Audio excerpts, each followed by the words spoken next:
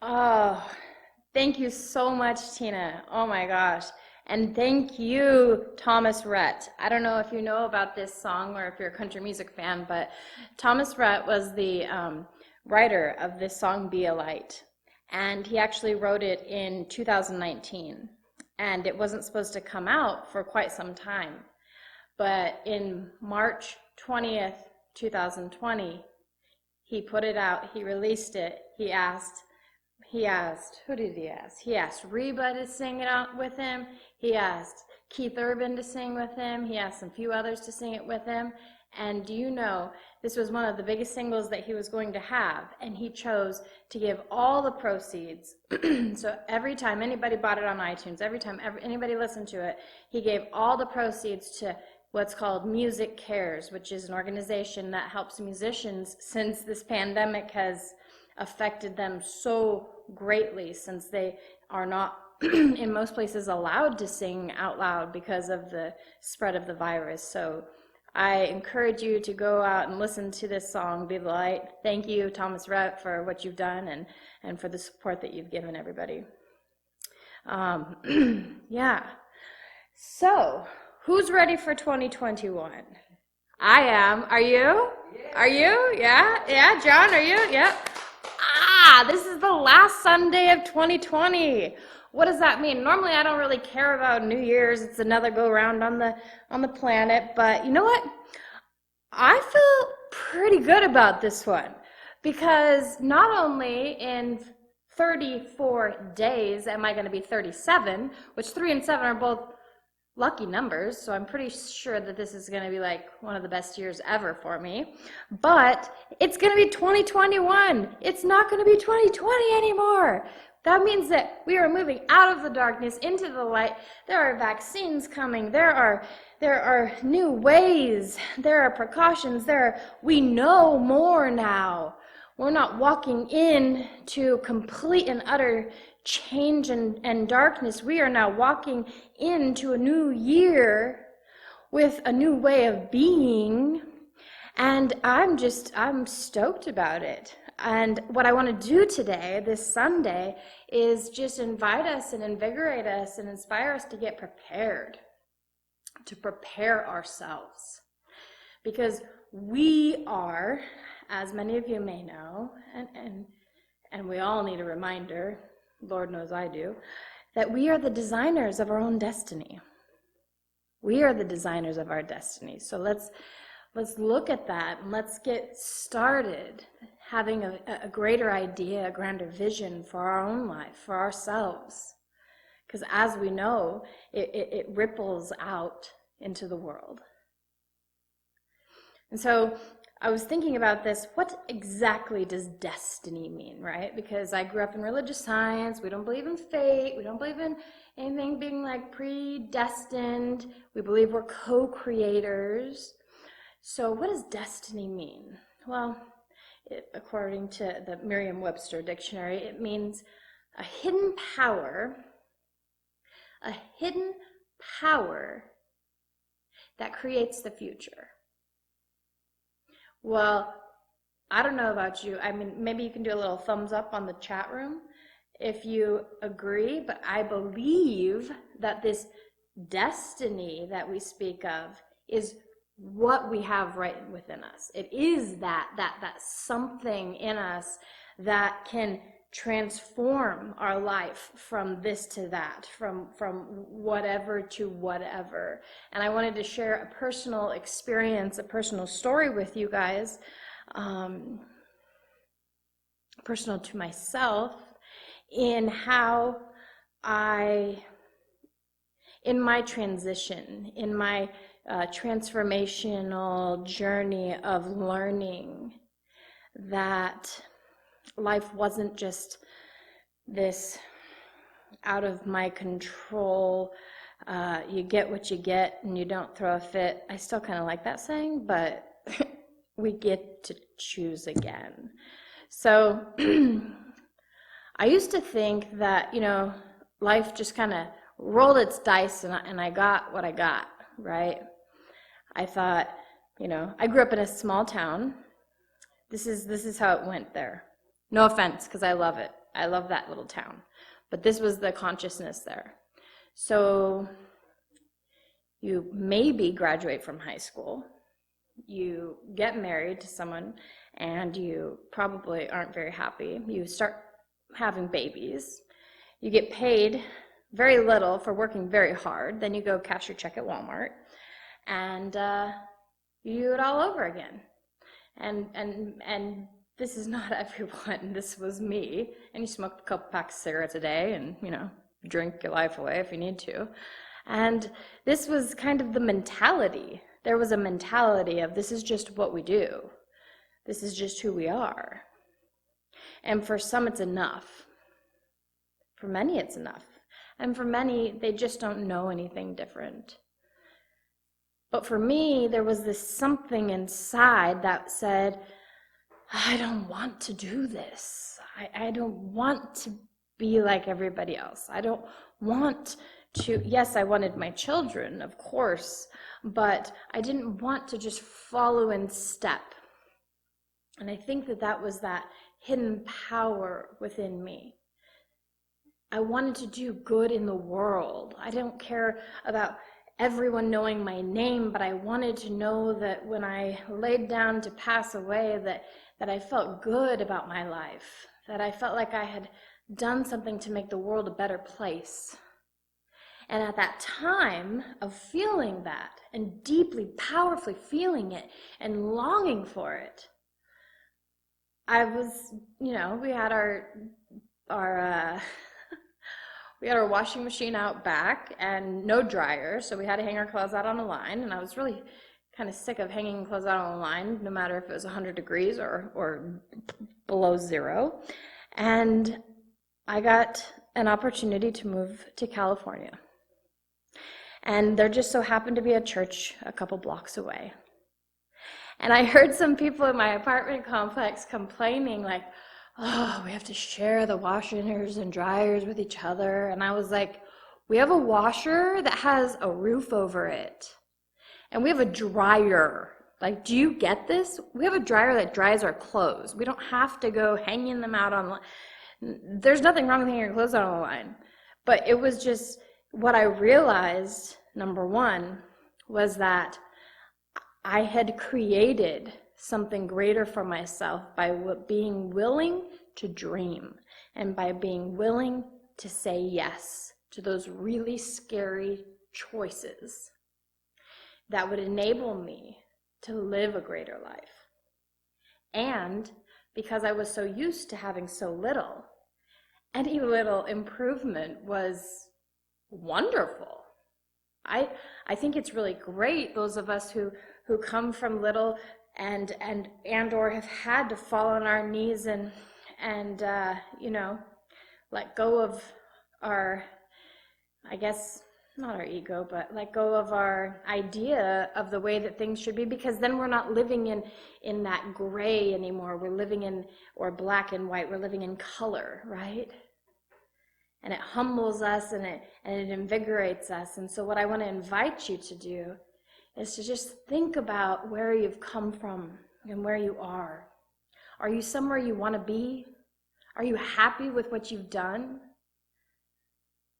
I was thinking about this whole New Year's resolution thing, and I don't know how many people do New Year's resolutions anymore, or intention settings. I know Reverend Michael's doing an intention setting workshop.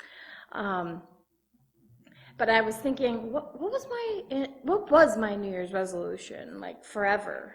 It was always the same thing.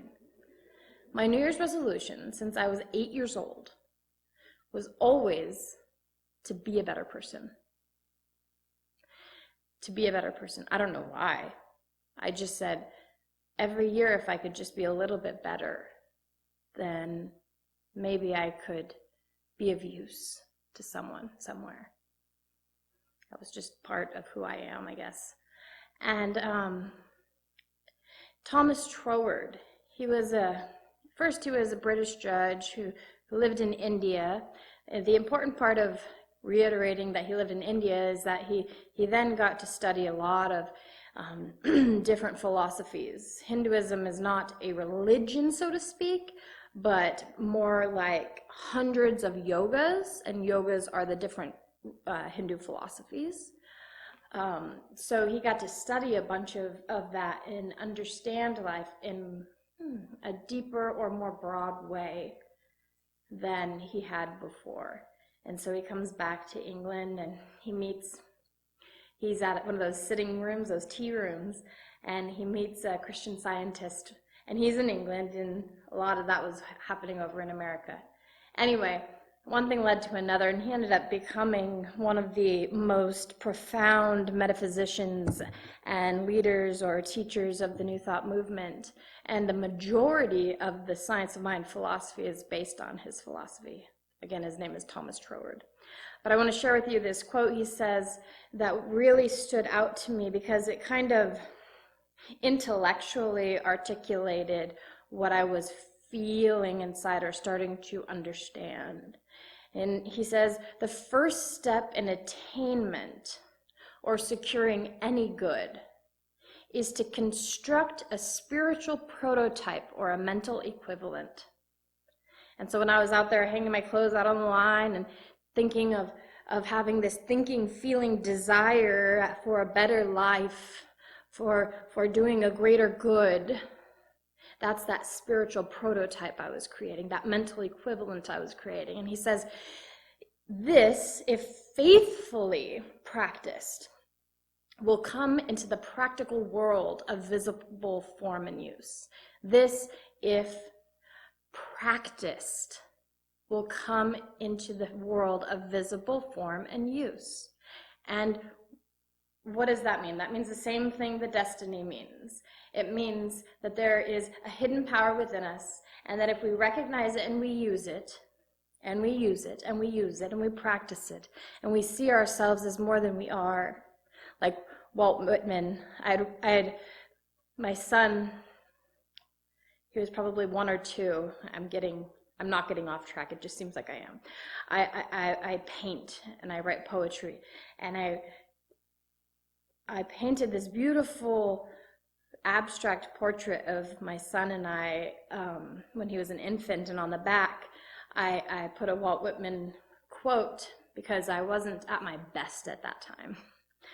And I said, let him think that I am more than I am, and I soon will be. And so for me, that was that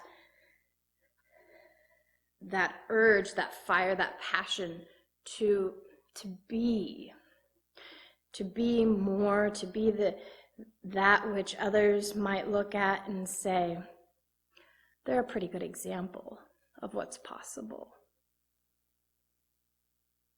And I know that every one of us has a desire in our heart. I know that every one of us has a greater and grander vision for our lives. And what I mean by that is not something like abstract or like enormous. What I mean by that is that I know that every one of us has a deeper desire to love more fully, to be less judgmental, to find more joy, to play, to celebrate. Because we don't teach people what happens after this life here. So it may be the only one. It may be. And we should enjoy it, and we should grasp it, and we should live it fully, knowing that we are the incarnation of that divine life, that divine goodness, that is spirit. And so Tina, she's going to be singing a song that I used to, it was interesting, she told me about this song, and she said, hey, I think I'm gonna sing it. And I said, Tina, I used to sing that song to myself every day. After I had Haley, it came out, and it's called Breakaway from Kelly Clarkson, which, by the way, she grew up in a small town, and she was the first winner of American Idol. I think that's some pretty good, being her own designer of her destiny, or a very, very strong mental equivalent. But it was just amazing that she had decided that she was going to sing it, and it was also the message that was being called forth this morning. And but before that, I had gotten a Christmas card from someone, And he's in our leadership council, and he's taught me leadership since I've become a minister.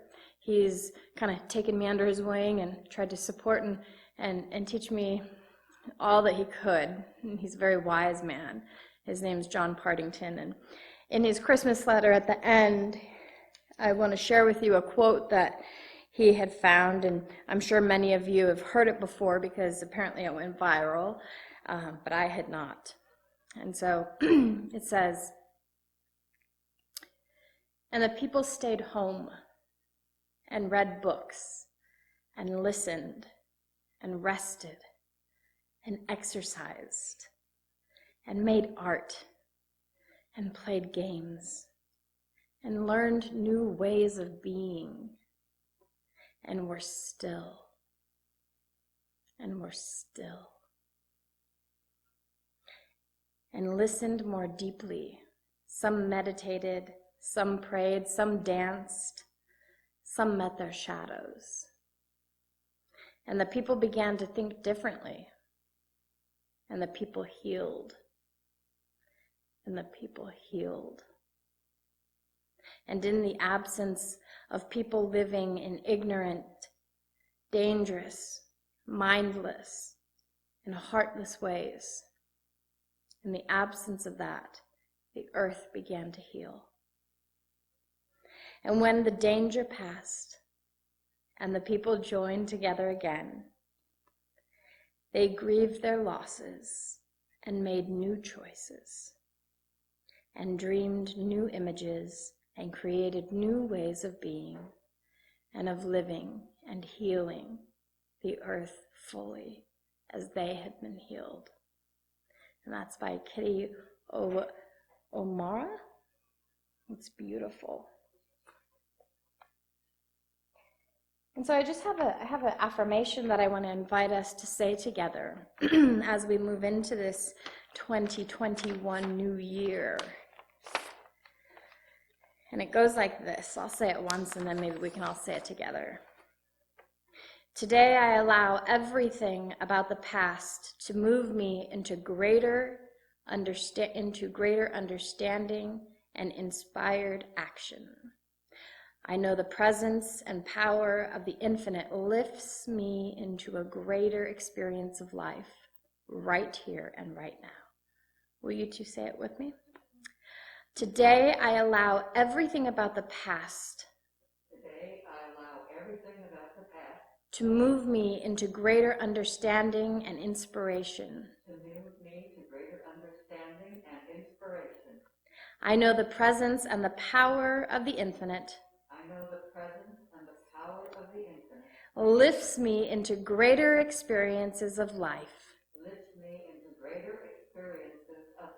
Right here and right now. Yes, ma'am. And so it is. Happy Sunday, everybody.